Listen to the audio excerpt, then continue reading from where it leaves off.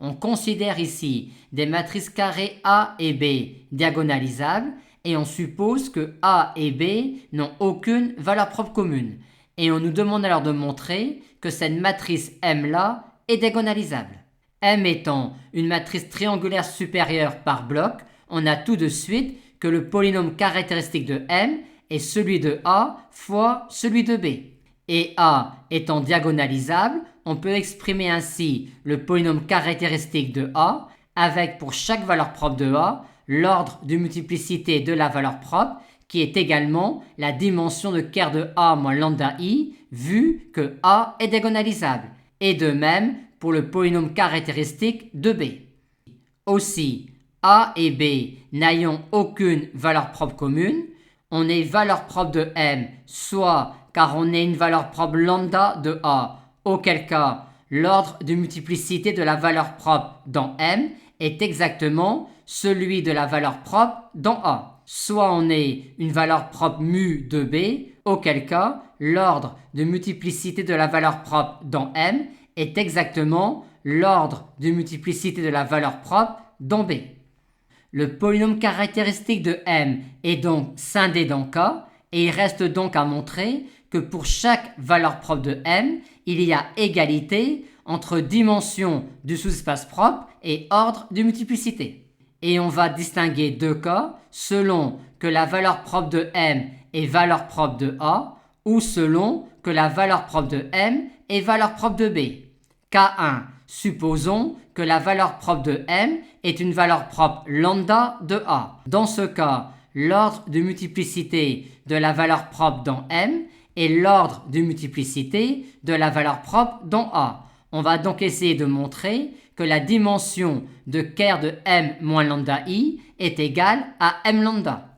Et on sait, A étant diagonalisable, que M lambda est la dimension de ker de A moins lambda I.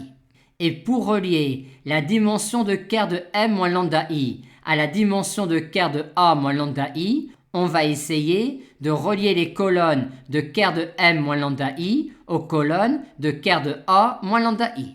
Comme lambda est valeur propre de A, lambda n'est pas valeur propre de B. Par conséquent, la matrice B moins lambda I est inversible et cette ligne-là est donc équivalente à celle-là. Et ce système-là est donc équivalent à celui-là. Par conséquent, les colonnes de ker de M moins lambda I sont exactement les colonnes x1, 0, x1 parcourant ker de A moins lambda I. Et comme l'application qui a une colonne x1 associée à la colonne x1, 0 est une application linéaire injective, on en déduit que la dimension de ker de M moins lambda I est égale à la dimension de ker de A moins lambda I qui est bien M lambda. Considérons maintenant le cas où la valeur propre de M est une valeur propre mu de B. Auquel cas, l'ordre de multiplicité de la valeur propre dans M est exactement l'ordre de multiplicité de la valeur propre dans B, vu cela. Et les choses ne se passeront pas aussi bien que précédemment, vu que l'on aurait préféré alors avoir dans M moins mu I, A moins mu I ici. Mais comme une matrice et sa transposée en même rang, pour les matrices carrées, la dimension du noyau d'une matrice est également la dimension du noyau de sa transposée. On va donc ici s'intéresser à la dimension du noyau de la transposée de M moins mu I. Et comme cette fois-ci mu est valeur propre de B, mu n'est pas valeur propre de A. Par conséquent, cette matrice-là est inversible et on a donc cela. Et donc cela.